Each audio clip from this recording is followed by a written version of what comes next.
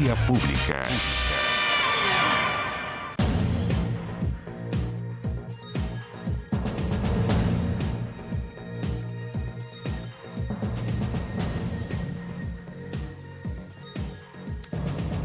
¿Qué tal? ¿Cómo están ustedes? Bienvenidos a Vía Pública. Con la llegada de este nuevo sistema frontal, el escenario de hace un par de días se repitió. Calles inundadas, cortes en energía eléctrica en al menos 60.000 hogares.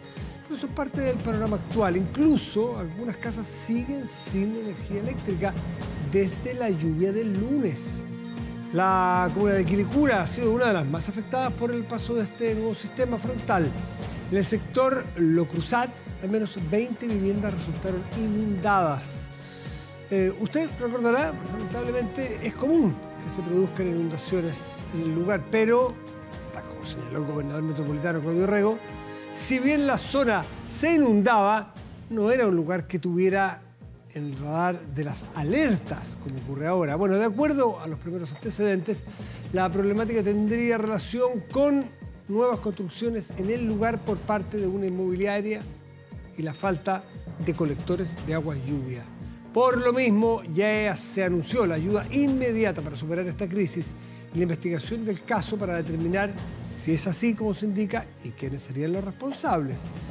En este complejo panorama, desde el Ministerio de Educación anunciaron la suspensión de clases para todos los establecimientos públicos de 21 comunas de la región metropolitana, Valparaíso y O'Higgins. Vamos a la mesa de conversación. Bueno, usted se habrá dado cuenta que desde la semana pasada el panorama o la agenda local de noticias está atrapada por un término que también viene resonando hace tiempo en las campañas políticas, en las promesas, en las discusiones, en los debates, en la ley de presupuesto, el famoso CAE. Digo famoso porque realmente es un problema para muchos chilenos y chilenas y es un asunto de mucho debate en las políticas públicas. Y como se anunció que para el 1 de junio el presidente iba a referirse al tema y que en septiembre se iba a presentar un plan completo por parte del gobierno, inmediatamente se generó la misma discusión de siempre. ¿Es oportuno hacerlo? ¿Cuánto vale hacerlo? ¿Es la prioridad que tiene Chile hoy día, con tantas urgencias, gastarse un montonazo de plata en condonar el CAE? Condonar el CAE, condonar es perdonar, condonar es extinguir. Por lo tanto, extinguir, si está la deuda, condonarla es botarla, hacerla desaparecer. Eso es condonar, eso es lo que se pretende, parece difícil. Más bien, el gobierno ha dicho hoy día, hablemos de algo distinto, no usemos más el término condonar. Hay que buscar una solución para el CAE y ahí se hace muy razonable entrar a discutir qué es lo que hay dentro de esta bolsa que es el CAE. Usted habrá escuchado lo mismo que yo, ¿no? Si es que perdonamos completo, como Estado, como fisco, el CAE y esa bolsa de deuda se extingue y se termina, o sea, no se extingue, alguien la paga, la tendría que pagar el Estado, pero se hace desaparecer, ¿cuánto costaría? ¿Usted ha escuchado? 11.000 millones de dólares. ¿Sabe a qué equivale eso más o menos? Equivale a todos los almuerzos que da el fisco en toda la red de Junaep de Arica a Punta Arenas por 10 años, una década completa alimentando a los niños y a las niñas en los colegios públicos de todo Chile. Una década. Es mucha plata, ¿no es cierto? Entonces hay que pensárselo bien. ¿De dónde salió esa cifra de los 11.000 millones de dólares? Aquí está el autor. Santiago Montiel, economista de Horizontal e investigador de educación. Muchísimas gracias por estar aquí, Santiago. Buenas noches. Muchísimas gracias por la invitación. A ver, ¿de dónde parte esa cifra que no ha sido desmentida? Quedó la cifra que tú lanzaste en una investigación, 11.000 millones, y a partir de eso se genera la discusión. ¿De dónde sale para aclarar eso? A ver, esa cifra sale de un trabajo colaborativo que hicimos todo el equipo de investigación de Horizontal, pero sale de todos los saldos acumulados que están adeudados hoy en día por el CAE. Es decir, todas las personas que han pedido un CAE, todo lo que tienen acumulado, eso equivale a los 11.000 millones de dólares. De las personas, todos los que han pedido, hayan o no egresado de sus estudios. Sí, que eso incluye todos los que están estudiando, todos los que salieron y todos los que no pudieron terminar la carrera. Son como tres grandes categorías, claro. Sí. A ver, los que están estudiando hoy día, los que ya estudiaron y salieron y los que en la mitad desertaron por X razones. Sí, que aproximadamente son como 300, o sea, a ver, en total son 1.200.000 personas. Ya. 27.000 habían salido el 2021 del CAE, ya habían pagado completo, 27.000. Ya, 300.000 están estudiando todavía. Perfecto. Entonces nos quedan 900.000 en etapa de pago. De esos... Que ya salieron. Están en etapa de pago. Egresados o desertores. Ya. Egresados de la universidad o de la educación superior. ¿Y esos 900.000 personas Sí. que están pagando y personas que no están pagando? Sí. Ya, Se distribuyen más o menos un 54% está en mora y un 46% está al día con sus pagos. Y esa mora, detengámonos un segundito ahí, ¿cómo ha evolucionado en el tiempo? Porque se ha dicho que cada vez que alguien en un discurso o una campaña promete una condonación, la mora aumenta porque gente dice, ¿y para qué voy a ir a pagar el próximo mes con lo duro que es? Porque es muy duro hacer frente a una deuda siempre, es de mucha responsabilidad, si me la van a perdonar. A ver, es que cada vez que alguien promete, la verdad es que se ha prometido solamente en la campaña anterior. Entonces, en esa hay que hacer como doble clic en esa promesa. Sin embargo, yo creo que para analizar bien la tasa de morosidad hay que separar a los desertores de los egresados. Los desertores son un grupo más pequeño que siempre tuvo una tasa de morosidad alta. Siempre estuvo rondeando el 70 al 80% de morosidad, ¿ya? Y no se ha movido mucho. Perdón, de todos los deudores ya egresados, desertores o no. No, los desertores. Perdón, disculpa. De todas las personas que pidieron CAE pero no lograron terminar Sí, lo que cursaron. que no pudieron terminar la carrera por ABC motivo. ¿Siempre en ese universo? Sí, se mantuvo relativamente alta la tasa. ¿Porcentaje? 70-80%. 70%, ya. Ahora, ¿qué pasa en los egresados muestran un comportamiento mucho más interesante porque en algún minuto fue muy baja. O sea, esta tasa se parte midiendo como el 2012 porque el primer año donde los que pidieron el CAE el 2006, el 2012 estaban partiendo a pagar, estaban recién saliendo al mercado laboral. Ya. Entonces ahí rondaban los 40%, o sea, el 40% la tasa de morosidad. ¿Qué pasó ahí? El 2012 se hizo una reforma que mejoró las condiciones crediticias. Ojo, solamente para los que al 2012 estaban al día. Entonces, ¿qué fue lo que hizo esa reforma? Le puso un tope a la tasa de interés que uno podía... 2%. 2% real. El resto, o sea, por sobre eso el fisco era el que se ponía. Ya. Y se le puso un tope a la cuota como porcentaje del ingreso. Es decir, la cuota no podía representar más del 10% de todos tus ingresos. Perfecto. Y si estabas sin trabajo no pagabas. Y si estabas sin trabajo no pagabas. Ok, ya. Entonces, esas condiciones más favorables hicieron caer la tasa de morosidad. Es decir, la gente empezó a pagar más. ¿Ya? Y tocó un mínimo el 2015 de 25%. O sea, hubo un incentivo cuando dijeron, mire, vamos a adecuar la deuda a sus posibilidades. La gente inmediatamente, lo que demuestra que es buen pagador, el chileno y la chilena, fue a pagar. Sí, o sea, más que la tasa de morosidad, o sea, había un 75% de los egresados que estaba al día, que pagaba el CAE. Ya. ¿Ya? Y esa reforma del 2012 fue muy positiva. O sea, apuntó en la dirección correcta de proteger vulnerabilidades que estaba mostrando el sistema, que eran principalmente producto de carreras con mala empleabilidad. En términos sencillos, la promesa que no se estaba cumpliendo. O sea, la promesa de que yo voy a pedir el CAE... Porque usted va a poder rentabilizar su crédito. O sea, le voy a prestar 5 y usted va a trabajar y esos 5 los va a recuperar trabajando, me los va a poder pagar. El mundo perfecto que no fue. Perfecto. Entonces... Vamos a hablar sobre eso, cómo fue diseñada la política, pero vamos a hablar. Entonces, ¿qué empezó a pasar? A partir del 2016 entra en vigencia la gratuidad. ¿Ya? Sí. Entonces, cuando entra en vigencia la gratuidad, se ve un aumento en la tasa de morosidad, no tan importante, pero comienza a crecer. Cambia la tendencia. Venía cayendo con las nuevas desde el 2012 en adelante, a partir del 2016 empieza a crecer levemente. ¿Ya? Y se dispara particularmente a partir del año 2019-2020. 2019, ¿qué pasó? Bueno, está el estallido, a partir del 2020 está la pandemia, a partir del 2021 está el anuncio de campañas presidenciales, programa de Prodignidad que contemplaba el fin al CAE y la condonación de todas las deudas estudiantiles, pero además se hizo una ley el año 2020 que impedía que las deudas estudiantiles, en la práctica impidieron que uno entrara a DICOM por las deudas estudiantiles. Claro, DICOM no podía... No se podía informar entre casas, ese tipo de deudas. Ese tipo de deudas. Ya. Entonces, todo eso ha generado que la tasa de morosidad de los egresados hoy es un 54%. Por primera vez en el 2023 hay más egresados en mora que al día.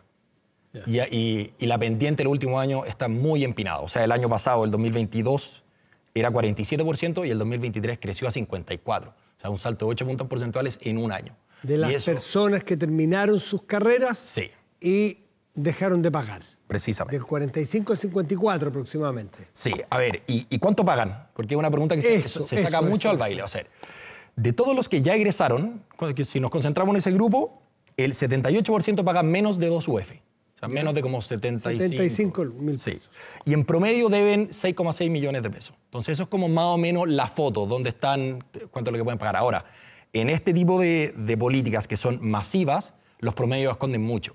O sea, porque dentro de los egresados sí están los que se endeudaron antes del 2012 y que antes del 2012 no estaban al día y nunca se pudieron poner al día, entonces nunca pudieron acceder a las condiciones, a las mejores condiciones crediticias y que nunca se han podido poner al día y están en la cola de la distribución, que ahí es donde están las situaciones vulnerables, pero por eso hay que tener cuidado cuando uno mira los promedios acá. Parece razonable, a ver, así como no todos, pero un arco bien importante ideológico-político ha salido a decir, de hecho, a ver, pongámosle un nombre, la propia ministra Toá, no hablemos más de gratuidad, porque no parece razonable prioritariamente, no sé, están los recursos. O sea, no hablemos más de condonación. Disculpa, de condonación.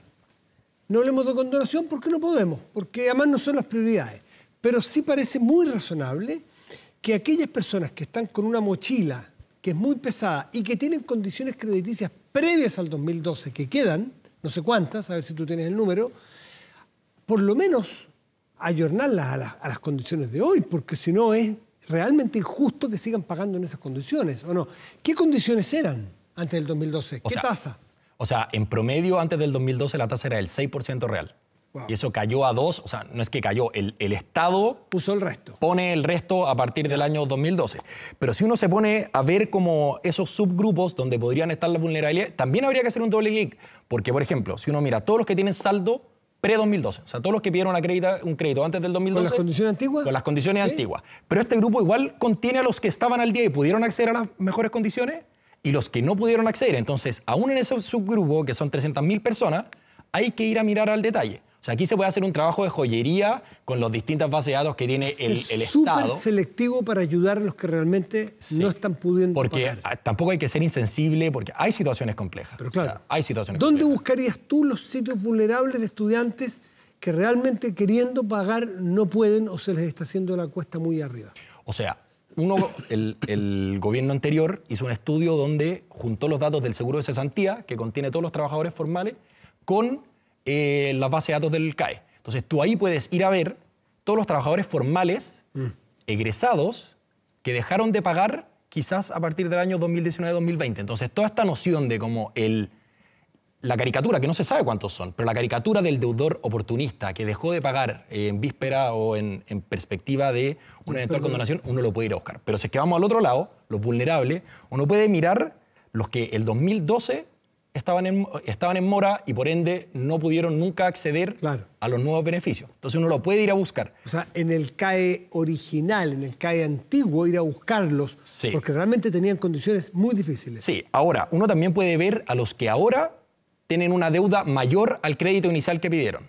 Eso se escucha mucho. O sea, yo pedí 5 millones de pesos y ahora debo 7. ¿Y por qué se da eso? Por acumulación de intereses. No una de las particularidades que tiene el CAE y que cuando uno va a mirar otros créditos internacionales, que esto se repite mucho, esto no lo inventamos en Chile. Australia tiene un esquema de este estilo, Canadá, Nueva Zelanda, Japón, o sea, puros países que nosotros admiramos tienen un esquema de este estilo. ¿Ya? Y lo que se repite en muchos de esos aspectos es que la deuda no genera intereses mientras tú no puedas pagarla. Y aquí eso no ocurre. Tú apenas la pediste, partió a devengar intereses. Entonces, cuando tú saliste de la universidad, debes mucha más plata de la que pediste en un principio. Ya, y lo que tú ves en esos países, si es que a un estudiante se le complica porque perdió el trabajo un mes, puede ir a decir, estoy sin trabajo, por lo menos no acumulo intereses. Sí, o sea, lo que pasa en esos países, y al menos en Chile también pasa, que si uno no tiene trabajo, hoy no pagas. Pero previo a 2012... Previo a 2012 no me queda claro si es que esa reforma incluyó eso o si es que eso estaba contemplado desde un principio. Ya, perfecto. ¿A dónde irías a buscar personas que, según tu experiencia, indicaría que habría gente necesitada de ayuda? O sea, yo iría primero a ver a los que desertaron, o sea, los que no pudieron terminar la universidad. Porque a pesar de que las carreras tienen incentivos, o sea, las instituciones de educación superior tienen que ponerse con parte de la garantía si es que tú desertas. Entonces, tienen incentivo a retener a los estudiantes y eso tiene una serie de implicancias en calidad. ¿ya? Porque si yo tengo incentivo a retener, quizás hago más fácil en las pruebas, hago menos restrictivo el pasar de curso. Es un incentivo un poco perverso. Sí, ya, pero si es que tienen incentivo, yo iría a mirar primero a los que desertaron. ¿En dónde están ahora? Los trataría de encontrar en las bases de datos de trabajadores formales. Entonces, iría como a buscar por ahí, también iría a los que tienen saldo remanente antes del 2012, en qué están, los que no están con trabajo formal. Ese subgrupo, que son 300.000 personas, son los que en promedio deben más, deben como $12.000 en promedio. O sea, se concentra mucho más ahí que en toda la distribución deben como $10.000 y estos deben 12.000. O sea, como que ahí se están concentrando la mayor deuda. Si tomáramos esos dos grupos de personas que tú dices que los irías a buscar, es decir, los desertores, y buscar, qué sé yo, un porcentaje promedio, la mitad. Y el otro grupo que eran los más complejos, los más difíciles. Los que desertaron y los pre-2012. Y los pre-2012. Dos grupos que uno sospecharía que ahí hay gente más aproblemada. ¿De cuánta plata estamos hablando? ¿Si es la mitad de la mitad? No, iguales. Es muchísima plata. Siguen siendo al ojo porque esos dos grupos se traslapan entre ellos. Muchos de los que desertaron también tenían Estaríamos hablando también de... O sea, al menos estaríamos hablando de $2 billones. Al menos estaríamos hablando de $2 billones. Ya. O sea, sigue siendo mucha plata y aquí no hay que perder la perspectiva como global. O sea, estamos hablando de un grupo de estudiantes que tuvo el privilegio de ir a la educación superior. Y al hablar de esto, o sea, el CAE no es solo caro en términos de plata, en términos relativos. O sea, esto, para condonarlo todo, habría que casi que poner en pausa todo el Mineduc un año, porque esto es el 90% del presupuesto del Mineduc cada año. O sea, tendríamos que congelar todo lo que se hace para tener la plata para poder pagar el CAE. Entonces, no solo es en términos de dinero, sino que es caro en cuanto al costo de oportunidad de estar discutiendo este tema cuando en verdad podríamos estar hablando de cosas que impactan directamente la calidad de las salas de clase. O sea, tuvimos situaciones muy críticas el año pasado, como la crisis de los SLEP, que estuvieron en paro, nos faltaron matrículas este año. O sea, y cuando hubo un espacio para plantear un tema en agenda, para conversar un tema de educación, estamos hablando de CAE. Entonces, podemos ir a buscarlo. Y yo creo que el rol del Estado es ir a proteger en esas situaciones de vulnerabilidad. Pero no perdamos de vista que esto es una política que es regresiva, porque todo el Estado, que es todas las personas que pagan impuestos, todas las personas que pagan IVA, están pagando un crédito de un grupo de personas que en promedio va a estar en los percentiles de alto ingreso. Ese es el punto. ¿Por qué no hacemos una diferencia? ¿Quién recibió en promedio? ¿De qué? Porque yo estuve mirando el informe de la cuenta pública, ¿no es cierto?, que se hace, porque esto es información pública. Hay una distribución según quintiles, es decir, los grupos 20% de más rico a más pobre. ¿Quiénes recibieron estos CAE? O sea, en un principio, antes de la gratuidad, el CAE se distribuía más o menos uniformemente. Bien. Pero ahora, que la gratuidad cubre el 60%... Todos los quintiles, sí. Por igual, ¿ya? Y ahora se concentra en percentiles de más alto ingreso. ¿Por qué? Porque el 60% ya tiene gratuidad. Ya tiene gratuidad. Es decir, el 40% relativamente más rico, ahí está... El 100% de esta, ¿no es cierto?, de los aportes. Está dos tercios de los nuevos créditos se concentran en esos percentiles de alto. ¿Y si tiene gratuidad, por qué piden otros? Yo creo que el CAE no está para todas las universidades. Entonces, ok, puede ser una universidad sin adscripción a la gratuidad. Sin CAE. Okay. Pero en promedio, por ejemplo, este mismo estudio que hizo el gobierno anterior encuentra que en promedio los que pidieron el CAE y están en un trabajo formal tienen un ingreso de $1 millón, sobre $1 millón. Entonces, y pagan en promedio una cuota de $43.000. Entonces, ¿quiénes lo pidieron? Hay que ir a ver hay que hacer el trabajo de joyería, ir a buscarlo, pero en términos generales sí permitió que muchas personas fueran a la universidad y accedieran a mejores trabajos. Sí hay un porcentaje que debe ser difícil de estimar, que sí se le cumplió la promesa de juéguesela, endeúdese, entre a la universidad y sí le mejoró su perspectiva de vida y sí podría pagar. Sí. ¿Sí? Sí, totalmente. Bueno, es una cifra difícil pero más o menos ¿a qué porcentaje se le defraudó con la promesa, esa original de usted sea universitario y le va a cambiar la vida? ¿Y a quiénes se les cumplió?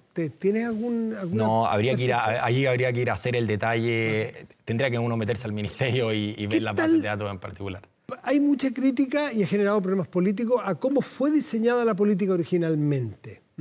Si hacemos una comparación con otros países que sí se ha hecho financiamiento del Estado con aporte, con el respaldo, o sea, financiamiento de la banca, con respaldo del Estado, un aval. ¿Qué condiciones tiene el diseño de esa política en otras partes y qué le faltó a la nuestra? Porque es algo fallido, ¿no es cierto? Si estamos con estos niveles de deuda, algo hicimos mal. O sea, a ver, yo creo que lo esencial es como mirar, estamos haciendo como un análisis anacrónico, o sea, desde el año 2023 mirando lo que se hizo en el 2005. Pero el 2005 nuestro PIB per cápita era como un tercio menos de lo que es ahora. Entonces éramos un país aún de menores ingresos y el CAE es una estrategia clásica de país de bajo ingreso. Porque si es que tuviéramos plata para financiar educación superior, si tuviéramos plata para financiar carretera, no hubieran habido concesiones si teníamos plata para financiar las carreteras. Las concesiones de autopista nacen porque no teníamos los recursos para ponerlo, al igual como nace el CAE. El CAE financia educación terciaria, que es un bien esencialmente privado. ¿Quién percibe los beneficios de la educación terciaria? Principalmente el que la recibe. La sociedad se beneficia si es que esa persona genera empleo, si es que esa persona, cultural. Sí, si es que esa persona hace un descubrimiento científico y lo patenta, ya. Tiene externalidades positivas. Pero como se financia, o sea, como los beneficios son tanto del Estado como del privado, corresponde que se financie un poco entre los dos. Ahora, el CAE, como está concebido ahora, tiene muchas similitudes con cómo son las mejores prácticas internacionales ahora. Lo esencial es que todos estos mecanismos tienen espacio para contingencias, para proteger al deudor frente a situaciones que no se pueden prever. No se previó en el origen, sí a partir del 2012. Sí, el 2005... ¿Contingencia qué es lo que es? Explícalo. No, sí, el 2005 se diseñó pensando, a ver, muy entre comillas, en el mundo perfecto, en que un deudor iba a ingresar a la universidad a una carrera de buena calidad, con buena empleabilidad, y una vez que terminara de estudiar, iba a trabajar y iba a pagar su crédito. Perfecto. No se contempló, real es distinto. Sí, no se contempló, y esto con el diario El Lunes bajo el brazo, que gente no iba a terminar la carrera, que gente iba a estudiar una carrera de baja calidad, los incentivos que esto generó en las instituciones de educación superior, cómo estas se iban a adaptar, cómo se amplió la oferta programática. Se ha hablado mucho de que el CAE se pensó y se diseñó para ser de una escala menor de la que fue efectivamente. Entonces, todas esas cosas generaron... Perdón, hay un incentivo a que se generó un gran negocio. O sea, hay CAE, hay oferta, generemos demanda. Van a venir muchos estudiantes con su crédito porque aval del Estado, ampliemos los cupos, armemos carrera y no importa mucho, o mañana vemos si es que la carrera da ampliabilidad, van a pagarle a los muchachos, a las chicas que estudian. Entonces, eso sucede, ¿no? Un incentivo al negocio. Sí, y a ver, se mencionó en algún principio, y esto lo mencionaba hoy día Mónica Pérez, se pensó en algún minuto ligar el CAE a empleabilidad de la carrera, que eso hubiera sido algo súper positivo porque hubiera restringido muchos de estos espacios de vulnerabilidad, pero lamentablemente no se hizo. Pero el 2012 se avanzó mucho en esa dirección y se puede seguir avanzando. O sea, uno puede hacer ahora un esquema donde, a ver, yo creo que siendo realista, el CAE como lo conocemos, la palabra CAE está cargadísima, es como la palabra AFP. Como que yo creo que como sistema tiene que... Hay que darle un giro y hay que refundar darle una nueva imagen. Pero en un sistema muy parecido al CAE, donde se pudiera implementar, por ejemplo, un tramo exento al principio. Es decir, hasta cierto ingreso no pagas nada por más que debas. Es decir, hasta, no sé, 600.000 pesos. Eso es un buen punto, porque hay gente que dice, yo gano, me lo dijo el otro día un chico, yo gano 600.000 pesos, me saco la mugre para pagar 10% y pago 60%. Te puedes imaginar, y es obvio que es hiper difícil, queda con 540.000 para empezar el mes. ¿En otros países hay un punto donde se activa el pago del CAE? Sí, o sea, en muchos de estos países hay un tramo exento muy importante. O sea, hasta cierto punto tú no pagas nada por más que debas. Y en la medida que tú generas un ingreso que te permite empezar a pagar, progresivamente vas pagando una tasa mayor. Es decir, en un primer tramo pagas una tasa pequeña, a medida que va creciendo tu ingreso pagas una tasa mayor con un tope. O sea, podríamos decir que eso le faltó a la reforma del 2012 del CAE, que tuvo contingencia del ingreso, 10%, nueva tasa, 2%, ¿qué más tuvo? Contingencia si no tenías trabajo, no pagabas. ¿Le faltó, a tu juicio, una barrera de entrada más alta? Es decir, si es que no gana, te voy a inventar, 1 millón de pesos. Si gana menos de 1 millón de pesos, ¿todavía no se activa su pago? Sí, o sea, eso sería muy positivo y hubiera sido muy bueno implementarlo en ese momento, pero encarece la cartera. O sea, esto para el fisco presenta un costo fiscal cada vez mayor. Y no es inocuo ¿cómo decirlo?, el coqueteo con la idea de condonar. Porque en la medida que más deudores entran en morosidad, el Estado tiene que comprar esos créditos porque el Estado garantiza. Sí. Entonces, en la medida que eso se va haciendo, más plata tiene que poner el fisco y más plata tenemos que destinar, dejar de destinar a otras cosas, y se ha incurrido mucho costo por ese concepto. ¿Cuánto ha gastado, con cuánto se ha tenido que poner el fisco para ir a solventar esos créditos de los cuales eran aval? O sea, el Estado es dueño de casi el 60% de la cartera. Y eso ha implicado a lo largo desde el 2006 hasta el 2023, 9 billones de dólares. O sea, si condonarlo completo a partir de ahora es 11, ya se ha gastado 9 en el acumulado de este tiempo comprando créditos, porque en la medida que hay mora, los bancos pueden ir a exigirle al Estado que le compre la cartera. Claro. Y esto para el Estado pasa a ser un activo. O sea, un crédito, un CAE, para el Estado es un crédito que eventualmente un deudor me va a empezar a pagar mes a mes. Si es que no se paga eso, se deterioran las finanzas públicas en un contexto donde se ha hecho hasta el cansancio. Ignacio Breno lo ha mencionado mucho, no hay plata. O sea, 9.000 millones de pesos ya ha puesto el fisco yendo a comprar deuda que no se le pagó a la banca. Y como esa vale el Estado, el fisco va y dice, bueno, yo me hago cargo de mi responsabilidad. Y en eso ya ha gastado 9.000 millones de pesos, ¿no es cierto? Sí. Pero esos son activos que los tiene el banco. No es que eso se quemó, esa plata. Es un crédito que el Estado tiene que ir a cobrar. Sí, o sea, el Estado le pagó el crédito al banco. Porque el banco le prestó plata al deudor. El deudor dejó de pagar. Entonces, ¿qué le dice? Oye, el banco le dice, Estado, tú eres el garante, entonces me tienes que pagar a mí el crédito, y el Estado se lo paga con una recarga, porque aquí hubo que sumar a los bancos al juego. Entonces, con una recarga, y ahora el Estado es el que tiene que... O sea, el banco sigue teniendo la pega de ir a cobrar, pero el activo es del fisco. Entonces, la idea de condonar y aumentar la tasa de morosidad no es inocuo. O sea, aquí podemos terminar con un esquema de gratuidad como retroactivo, por así decirlo, en el cual nadie paga, el Estado se tiene que poner con todo, y de facto hicimos que la educación hasta el 2000, o sea, desde el 2006 era gratuita, y en el intertanto para los bancos fue un muy buen negocio. Un muy buen negocio. Para las universidades también, pero bueno.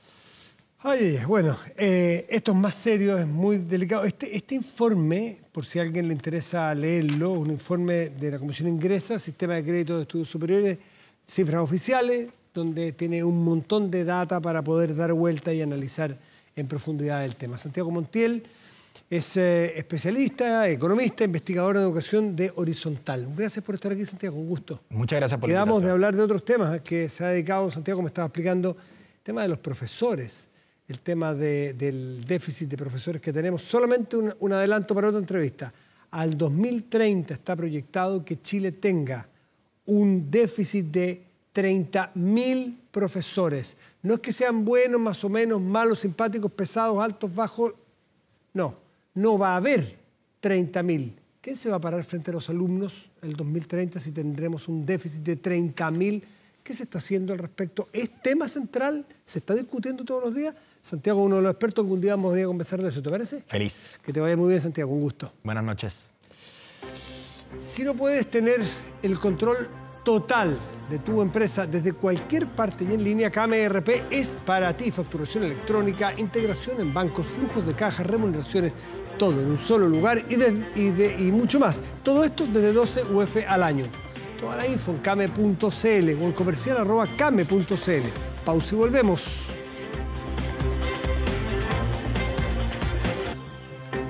Protéjase de la delincuencia con Tepillé, vigilancia en tiempo real de cámaras de seguridad con audio disuasivo para su empresa. Alarmas Tepillé con cámaras conectadas a su smartphone y botón de emergencia móvil para su hogar. No sea usted la próxima víctima y contrátelos en tepillé.cl. Las palabras sacan palabras, pero no solo eso. Las palabras en política se convierten en acciones. Son acciones políticas las palabras. Y si usted no me cree eso, revise lo que ha pasado en los últimos días entre Argentina y España. La palabra de un ministro, el ministro Puente, el ministro español, hace que dice que Milei es un drogadicto, hace que el presidente Milei en Madrid, mire cómo sube la escala, ella en Madrid diga que la mujer del presidente español es corrupta, y hace que el presidente español o el gobierno español amenace que o pide perdón por lo que ha dicho o va a haber reacciones. Hace que el gobierno de Milei diga no, solo no voy a pedir perdón, sino que usted me tiene que pedir perdón a mí. Mire cómo escala. Parecen dos niños, ¿no? Pues son dos jefes de Estado. No, uno es jefe de gobierno y otro jefe de Estado. Le dice, ok, usted no pide perdón, retiro a la embajadora española de Buenos Aires, pero no a consulta, retiro de manera absolutamente, o sea, sin fecha, sin límite de tiempo.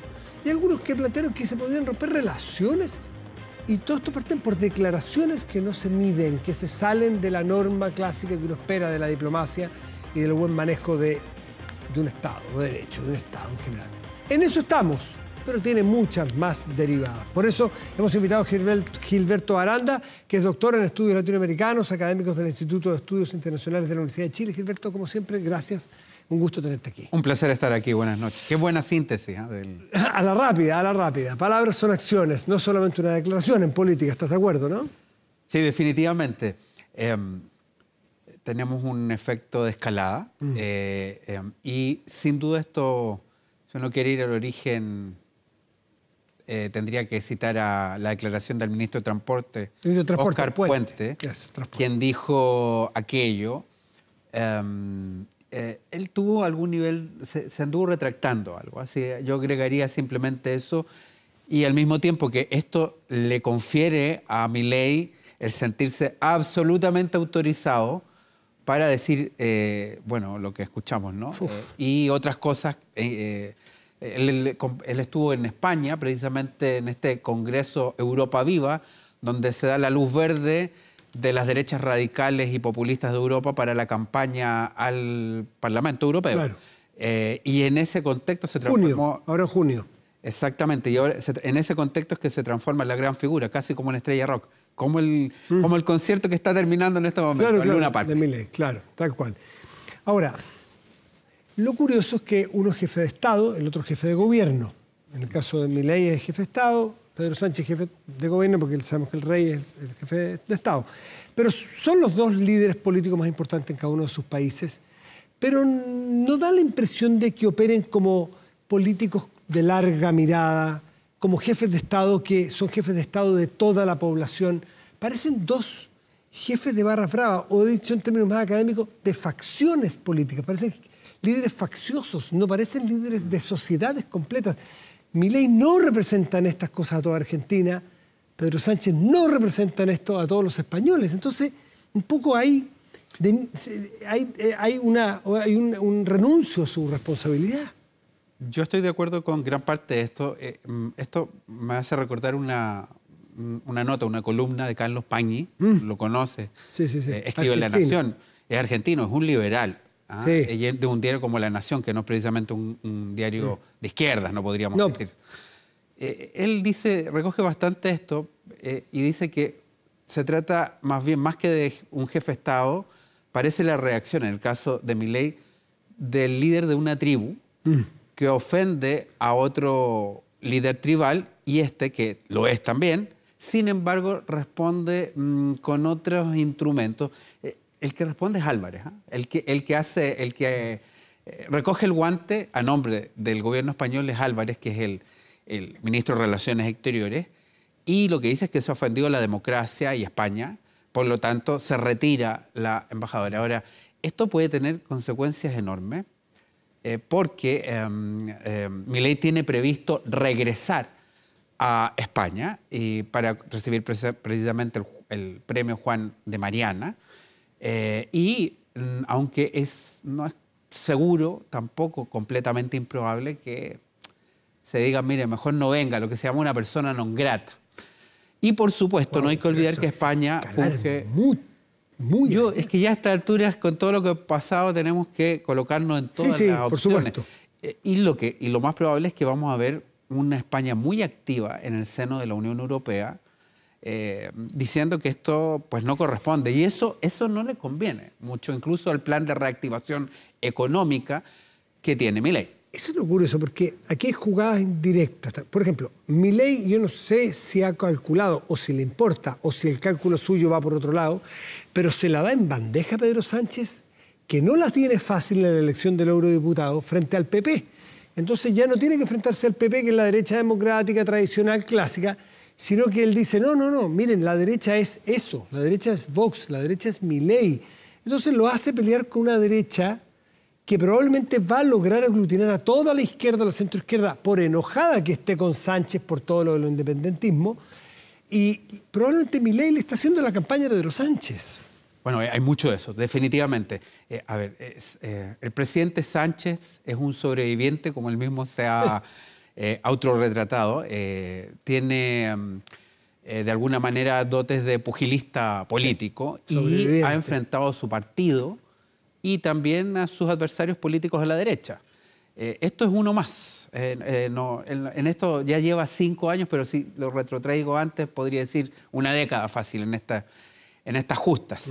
Y la verdad es que en este contexto él le ha ofrecido una oportunidad de oro para retratar en este desencuentro, más que desencuentro, en esta pugna que tiene con el presidente de Argentina, lo que es lo que se considera la ultraderecha o la derecha radical en Europa. Pero le permite a Sánchez decir, todo lo que no somos nosotros son todos, esa es la derecha. Y por lo tanto no vote precisamente por los populares en esta elección. Es decir, de alguna manera, pues le da una oportunidad. Ahora, yo creo que también esto podría ser una oportunidad para incluso Milei, porque la ley de reforma al Estado argentino de mayo, lo que iba a ser pactos de mayo, pues no salió. No salió por ahora, ¿no? Está atascada en el Senado. Sabemos que la Libertad Avanza tiene 7 de 72, un 10% en el Senado. Pasó la Cámara de Diputados, pero está atascada en el Senado. Y esto también distrae un poco, distrae respecto a lo importante que es un plan de reforma del Estado argentino. Bueno, y distrae también a un ajuste que hay que hacer, que es difícil para el argentino de a pie, y este tipo de cosas genera probablemente muchos... A ver, esto demuestra, se lo escuché creo que el propio Pañi o a Longobardi, dice, esto demuestra que al final la política está hoy día más hecha de las emociones que de las ideas. Definitivamente. Y que logra acarrear más gente estas emocionalidades de uno y otro, sí. De Sánchez, que se victimiza con todo lo que ha pasado con su mujer, no solo con Milei, sino que antes, y a Milei, que arranca hacia adelante y dice esto y más, y redoblo, porque detrás suyo aparecen los componentes de la tribu. Sí. Bueno, esto es lo que algunos politólogos han descrito como los malos modales que tienen réditos políticos. La incorrección política, decir lo indecible, conferir o hacer una amenaza, ir a la ruptura, sobreexplotar la crisis, hacer una verdadera espectacularización de la crisis. Otros hablan del estilo sensacionalista de cierta prensa amarilla, como la anglosajona, y llevarla al campo político. Y por lo tanto, yo tengo la impresión que Milei tenía ya un guión. Sí. Otra cosa es en qué resultó todo esto y hasta dónde ha llegado. Y yo diría que si bien uno ve al vocero del gobierno argentino, Adorni, o incluso a la canciller Mondoni, los ve muy claros en lo que tienen que decir, pero particularmente la Cancillería hay unos rasgos de cierto nerviosismo, porque esto puede escalar más seriamente. Yo dije 2 cosas bien graves. También pienso que es difícil esto de declarar non grato al presidente Milei en España, pero en cambio el tema con Europa se puede complicar. Y las inversiones que a Milei le interesa, una parte está en Europa y España hace de puente. Entonces, él tiene un ánimo de explotar la emoción, la diatriba, la emocionalidad. Milei está en el gobierno, si no me equivoco, desde el 10 de diciembre del 2023. 10 de diciembre. A la fecha, diciembre, enero, febrero, marzo, abril, mayo, en 5 meses, no ha nunca dejado de tener un enemigo al frente.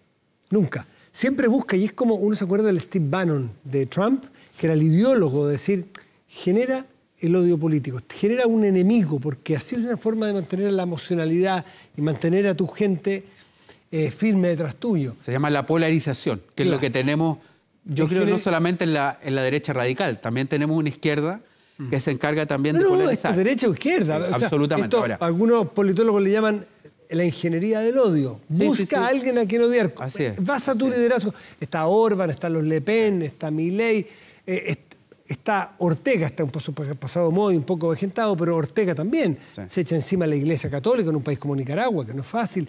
Tiene enemigos claros y les da todo el día. Esta estrategia en algunas tesituras es beneficiosa, se puede capitalizar, pero también en algún momento se desgasta. Incluso atendamos lo que está pasando en Argentina, con un Macri que se reposiciona en el PRO, el expresidente, y está diciendo, tenemos que diferenciarnos algo de la Libertad Avanza. No somos exactamente lo mismo. Un poco a contrapelo de la Bullrich, de la ministra de Seguridad. Que era la presidenta del PRO. Quien está diciendo, no, tenemos que unirnos.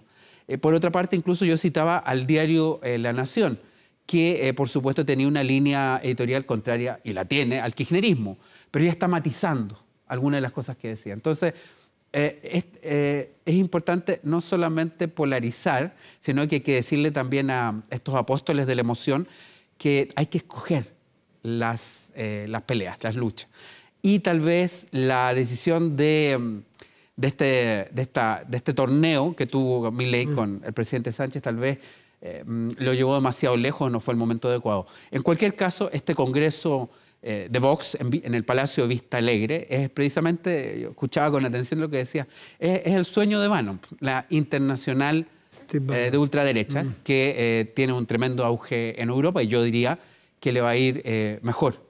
O mejor de lo que le fue hace 4 años en las próximas elecciones. Ahora, pone o hipoteca Milei las relaciones internacionales de probablemente uno de los socios más importantes de Argentina en la historia es España. En inmigración podrá competir con Italia. Sí, sí. Hoy día, yo no sé, si hiciéramos una estadística, que no sé que exista, si buscáramos con ¿qué país del mundo Argentina tiene más binacionalidad? Te aseguro que es con España. Sí, definitivamente. Pero lejos. Independiente que tiene una gran cantidad de migrantes italianos también. Bueno, pero es cierto que el tema de la binacionalidad, el tema... bueno, yo he vivido en España. ¿A dónde se están yendo los jóvenes la cantidad de argentinos de clases medias, profesionales, que están en la península ibérica es enorme. Nos faltan incluso los que viven un tiempo acá y allá, me refiero a algunos actores. Sí. Famosos, ¿no? El intercambio cultural es enorme. El problema es que se daña eso. Eso pues. Se daña la textura de la convivencia de personas que realmente están interesadas en cultivar una buena relación entre ambos países. Y lo curioso es que lo hipoteca para ir a participar de un acto electoral de una de las facciones de la derecha de otro país. Va en avión del Estado. Otro tema que va a saltar en algún momento. ¿Quién financia este viaje de Milei a un meeting privado en el avión del Estado, con recursos del Estado? ¿No es acaso lo que le criticó a los K? Bueno, le han respondido algo de eso también las columnas, ¿no? Le han dicho, bueno, son los que usted llama zurdos en algunos casos. Claro. Zurdo, y también el 50% de personas en indigencia que terminan también pagándole su viaje. Por eso es que los presidentes, los jefes de Estado y los de gobierno tienen que tener altura de miras y tener un lenguaje acorde.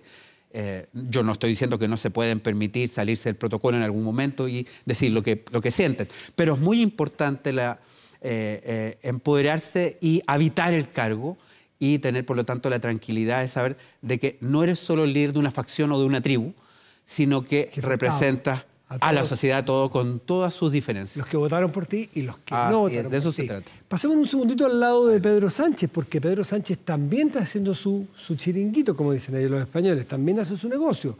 Tiene elecciones, le acaba de ir bastante mal, acaba de perder las elecciones con el PP, acaba una forma de decir, pero el PP le ganó.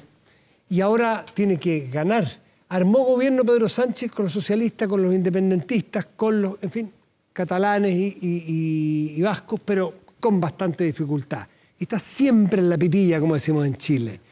Pone toda esta pelea al servicio de su estabilidad y de poder hacer campaña a Pedro Sánchez. Y Pedro Sánchez también utiliza, aparentemente, al Estado español, que él dirige como jefe de gobierno, al servicio de su tribu y de su facción política. A ver, definitivamente la composición de ese gobierno fue un laberinto. Y es inestable todos los días del año. Es muy inestable, sin embargo, hay un éxito que va a haber que mirarlo con atención, porque también está en digamos, está en proceso ese tema, que es lo de la Cataluña. en Cataluña. Eso, pero los independentistas le han... Eso, hay que mirar cómo termina de cantar, pero ciertamente a los partidos no secesionistas les fue bastante mejor también que hace un tiempo atrás.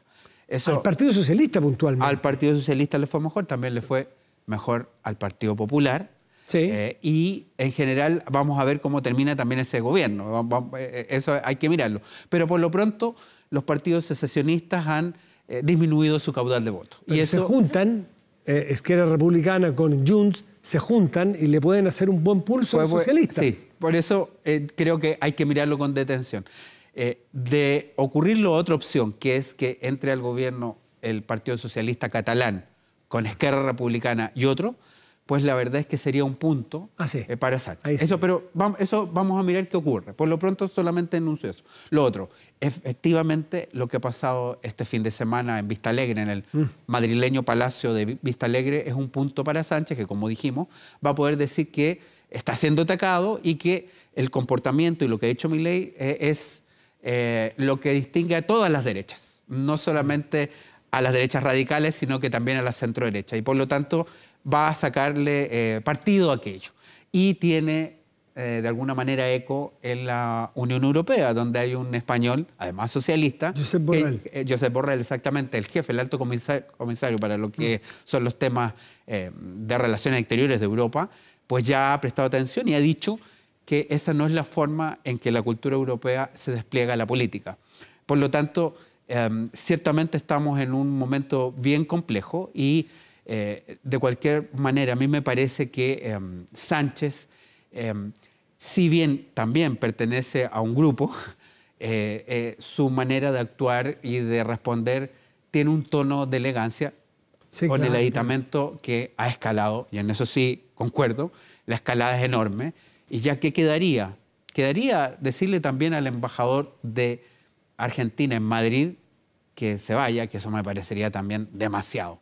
Lo que ocurre es que ya cuando se entren en estas dinámicas, no sabemos a dónde va a llegar. A la estridencia, Sánchez actúa con mucha tranquilidad. Pero a la estridencia diplomática de Sánchez de retirar a su embajador, Milei aprovecha también de actuar con altura de estadista. Es decir, está todo muy... en un caso pirotecnia verbal, en el caso Milei, y en el otro una escalada diplomática. Y para muchos es absurda de retirar a un embajador con todas las implicancias que tiene. Todo desbordado aquí, todo muy desbordado. Sí. Por eso es que creo que hay que mirar todos estos casos con atención y aprender para no entrar en esas dinámicas cuando ocurran. Sí, Gilberto Aranda, doctor en estudios latinoamericanos, académico del Instituto de Estudios Internacionales de la Universidad de Chile. Como siempre, un gusto tenerte aquí. Un placer estar aquí. Que te vaya muy bien. Buenas noches. Hacemos una pausa, ya volvemos, espérenos.